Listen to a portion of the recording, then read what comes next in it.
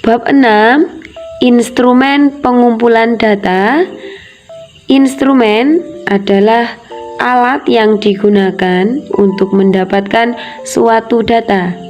Sedangkan definisi data sendiri adalah sesuatu yang nyata, benar adanya. Data merupakan keterangan ataupun informasi dalam bentuk angka maupun kategori yang berasal dari variabel yang diamati, dihitung, dan diukur, yang dapat menggambarkan masalah.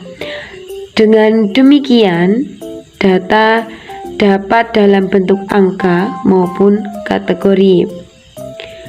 Jadi, instrumen pengumpulan data merupakan sebuah cara yang dilakukan oleh peneliti untuk bisa mengumpulkan data yang terkait dengan permasalahan dari penelitian yang diambilnya. Oke, yang selanjutnya yakni klarifikasi data. Klarifikasi data dapat dikelompokkan menjadi 3, yakni yang pertama, klarifikasi data menurut cara mengukur atau menghitung. Yang kedua, klarifikasi data menurut sifatnya. Dan yang ketiga, klarifikasi data menurut sumbernya. Pada klarifikasi data menurut cara mengukur atau menghitung, terdapat 2 data, yakni yang pertama data diskrit dan yang kedua data kontinum. Data diskrit adalah kumpulan angka bilangan bulat atau dengan kata lain, tidak ada bilangan pecahan di dalamnya. Data ini didapatkan dari hasil penghitungan. Misalnya, jumlah penduduk Indonesia, jumlah angka kecelakaan pesawat terbang, dan jumlah penderita COVID-19. Yang selanjutnya data kontinum. Data kontinum adalah kumpulan angka yang dapat berupa bilangan bulat atau pecahan. Data ini didapatkan dari hasil pengukuran. Misalnya, tinggi badan 168,7 cm, berat badan 67,9 kg, dan kadar hemoglobin 12,5 gram. Yang selanjutnya yakni klarifikasi data menurut sifatnya. Dalam klarifikasi data menurut sifatnya terdapat 2 data, yakni data kuantitatif dan data kualitatif. Data kuantitatif adalah data yang dinyatakan dalam bentuk angka, misalnya 40 mahasiswa, 1000 jiwa, 100 km, dan 68 kg. Selanjutnya data kualitatif. Data kualitatif adalah data yang dinyatakan dalam bentuk kategori, misalnya pendidikan dasar, tinggi dan menengah, pengetahuan baik dan kurang, penyakit akut dan kronis. Selanjutnya data primer dan data sekunder. Data primer adalah data yang diperoleh langsung oleh organisasi, lembaga, badan institusi, atau perorangan dari objek data tersebut. Contohnya seperti kepuasan masyarakat terhadap harga pangan, berat badan, dan tinggi badan anak balita. Kedua, data sekunder adalah data yang didapatkan dari sumber lain, baik organisasi, lembaga, badan institusi yang telah tersedia untuk digunakan sesuai dengan keperluan yang membutuhkan dana. Perbedaan antara data sekunder dan primer adalah 1. Data primer seperti boros, waktu, tenaga kerja, dan biaya. 2. Data sekunder menghemat waktu, tenaga, dan biaya. Keuntungan yang dapat kita dapat dari data sekunder adalah proses pelaksanaan penelitian menjadi lebih cepat. Materi selanjutnya yaitu tes dan skala psikologi. Istilah tes dan skala psikologi dalam pembicaraan sehari-hari sering dianggap sama. Namun, untuk keperluan pengembangan instrumen, alat ukur istilah tersebut mempunyai perbedaan. Perbedaannya yaitu tes digunakan untuk mengukur kemampuan kognitif, sedangkan skala digunakan untuk mengukur kemampuan non-kognitif. Pengertian dari tes itu sendiri adalah instrumen yang digunakan untuk mengumpulkan data atau informasi dalam bentuk pengetahuan dan keterampilan seseorang. Tes pengetahuan dilakukan dalam bentuk tulis dan lisan. Tujuan dari tes adalah untuk mengukur tingkat pengetahuan seseorang terhadap suatu objek yang ditanyakan. Tes keterampilan dilakukan untuk mengukur kemampuan seseorang melakukan sesuatu. Selanjutnya, pengertian dari skala psikologi. Skala psikologi digunakan untuk mengukur aspek non-kognitif. Berikut contoh-contoh dari skala psikologi. Yang pertama yaitu skala Goodman. Goodman adalah seorang yang mengembangkan skala ini. Bentuk skala ini hanya menyediakan dua jawaban yang dipilih dan membutuhkan jawaban yang tegas. Pilihan jawabannya yaitu setuju atau tidak setuju, ya atau tidak, pernah atau tidak, pernah, diterima atau tidak, diterima. Skala ini dapat dianalisis metode skalogram.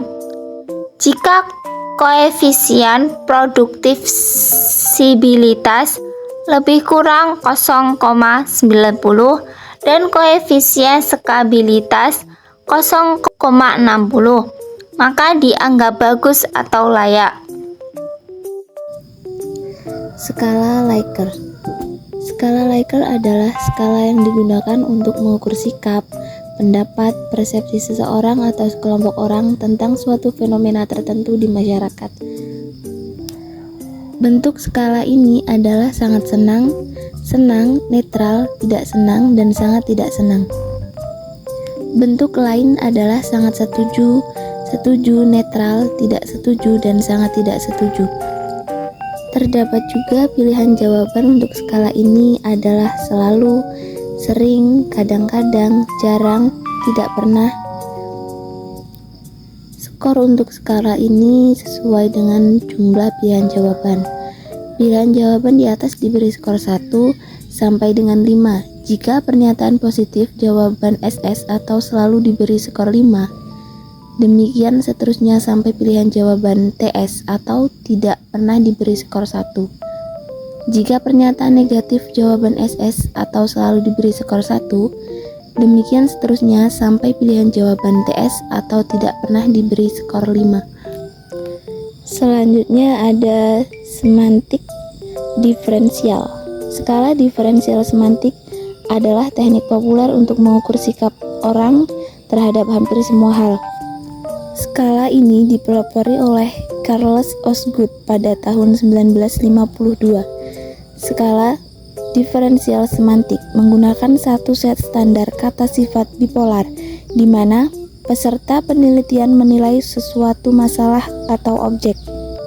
Prosedur sederhana ini memberikan berbagai manfaat, baik bagi peneliti maupun peserta penelitian. Oke, di sini terdapat 3 aspek yang berulang dan stabil di mana orang dapat menilai hampir semua hal. Di antaranya, aspek evaluatif adalah penilaian seseorang yang berhubungan dengan baik buruknya topik stimulus yang diberikan. Misalnya perasaan seseorang, senang, marah, atau penilaian kualitas, cantik, jelek, kasar, lembut, atau moral, bijak, jahat. Dan yang kedua, aspek potensi adalah penilaian tentang kekuatan yang terdapat dalam oleh stimulus. Penilaian ini memuat tentang kapasitas stimulus, tinggi rendah, besar kecil, dalam dangkal, dan berat ringan. Dan yang terakhir yaitu aspek aktivitas adalah penilaian tentang muatan aktivitas yang terdapat dalam stimulus. Misalnya cepat lambat, tenang riuh, acak, dan teratur.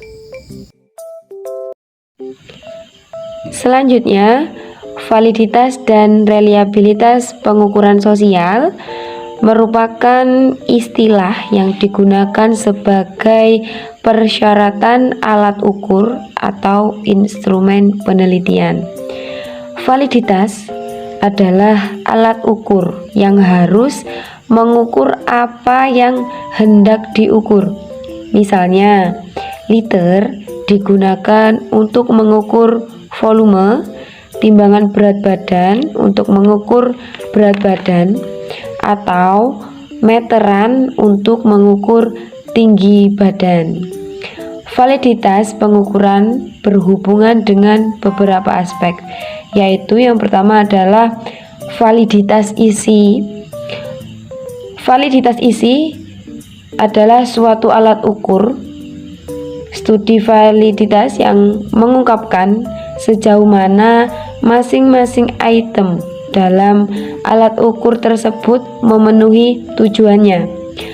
Validitas isi dapat diperoleh melalui pendapat para ahli yang memahami konsep atau teori yang terdapat dalam setiap item pernyataan atau pertanyaan. Para ahli akan memberikan kesimpulan dari setiap butir apakah tepat, kurang, sesuai, atau ada yang dikurangi. Yang kedua yaitu validitas konstruk. Validitas konstruk berkaitan dengan sejauh mana instrumen mengukur konsep, perilaku, ide, atau kualitas. Misalnya, ketika alat ukur untuk mengukur komitmen organisasi pada karyawan. Jika karyawan dengan komitmen organisasi tinggi memiliki skor tinggi dan karyawan dengan komitmen organisasi rendah memiliki skor rendah, berarti bahwa alat ukur memiliki konstruk atau keabsahan. Singkatnya, fakta bahwa alat ukur memiliki validitas konstruk berarti membuktikan konstruk yang akan diukur dapat mengungkapkan konstruknya.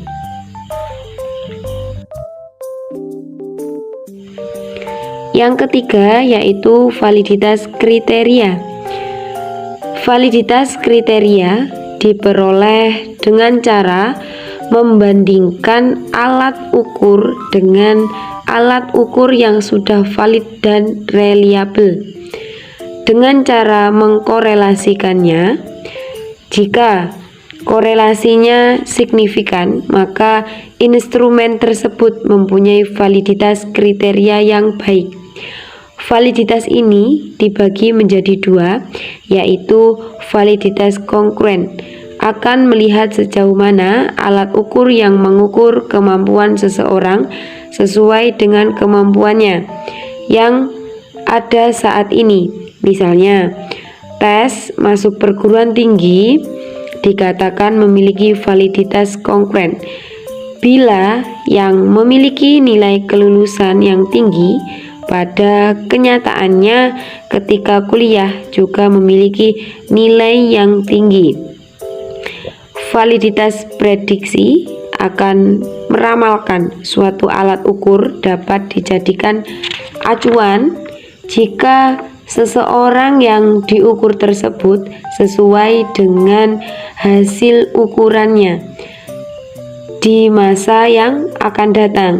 Misalnya, seorang yang mengikuti tes kesehatan jasmani kemiliteran, jika ia lulus kesehatan jasmani, maka diramalkan orang tersebut akan sehat hingga selesai pendidikan dan bahkan sehat selama menjalankan tugas. Berikutnya adalah uji validitas. Uji validitas adalah uji yang digunakan untuk menunjukkan sejauh mana alat ukur yang digunakan dalam suatu mengukur apa yang diukur, Validitas digunakan untuk mengukur sah atau valid tidaknya suatu kuesioner. Reliabilitas menurut Surojo 2020, kendala mengacu pada stabilitas alat ukur yang digunakan dan konsistensi dalam waktu ke waktu. Dengan kata lain, reliabilitas adalah kemampuan alat ukur untuk memberikan hasil yang sama bila diterapkan pada waktu yang berbeda.